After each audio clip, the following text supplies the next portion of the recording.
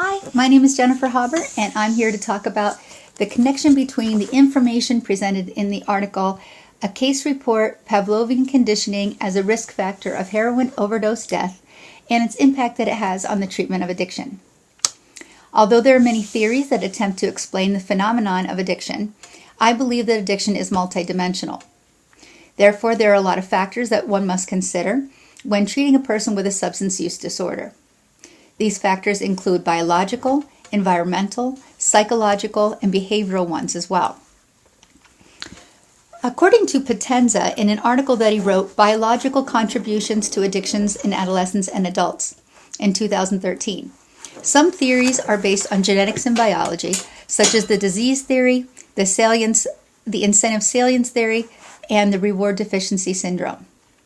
According to these type of theories, either a person has a gene that predisposes them to addiction or is associated with neurochemical changes that occur in the brain once someone begins to use these substances.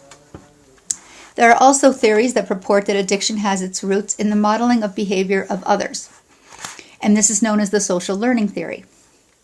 There are psychological models, which see addiction as a mental disorder, such as the psychopathological model, which is talked about in the article titled Psychological Causes of Addiction by Horvath, 1995. In addition, there are numerous other theories such as exposure theories, cognitive models, and behavioral models. Well, having taught psychology for over 10 years, I can see that Ivan Pavlov's theory of classical conditioning can be included in many of these other models. Specifically, the biological, psychological, cognitive, and the learning model. According to Domjin, in the article titled Pavlovian Conditioning, A Functional Perspective, Pavlovian conditioning is typically described as a form of learning in which a neutral arbitrary controlled stimulus becomes associated with an uncontrolled stimulus, and as a consequence, the controlled stimulus comes to elicit a conditioned response. The principles of classical conditioning have been associated with addiction in reference to drug craving. The sights, sounds, smells of the external stimuli normally associated with a person's drug use, which is known as the controlled stimulus, would produce a craving for a drug, which is the conditioned response. In the article being reviewed for this assignment, Garavitz and the other authors of this study further prove the correlation of classical conditioning through the study of drug tolerance. According to Garavitch and the contributing authors, when people hear about someone who has died of a drug-related incident, three things normally come to mind. 1, the person took a higher dose than normal or was given a dose that they did not realize was higher to begin with. 2, the person relapsed on the same amount that they previously took before a period of abstinence. And 3, the person used the drug in combination with another drug. However, there is a different phenomenon that can take place for which many are not aware of. It's called situation-specific tolerance or condition tolerance. The theory suggests that the form of death known as overdose can often be misleading. It is possible for a person to die from taking the same amount that they normally would if they were in a different environment. Thus, the tolerance of a drug is conditioned by the surrounding environment. In the titled article Classical Conditioning of Drug Tolerance by Rinker, he explains the theory initially was conceived by Siegel in 1982, and he did this study because he wanted to know why addicts were dying when they were taking the same amount that they were used to taking. These findings by Siegel further advance our knowledge in the role of classical conditioning. As an aspiring counselor, the impact of these studies show me the importance of incorporating the education of environmental cues in a relapse prevention program. One of these such factors is a list of environmental cues associated with one's drug use. Oftentimes, these can include factors for which the client isn't even aware of. As mentioned before, these can include sights, sounds, smells, and even certain people that they're used to being around. This is one of the reasons why counselors and people in AA will suggest to newcomers to stay away from people, places, and things that they would normally associate with their drug use.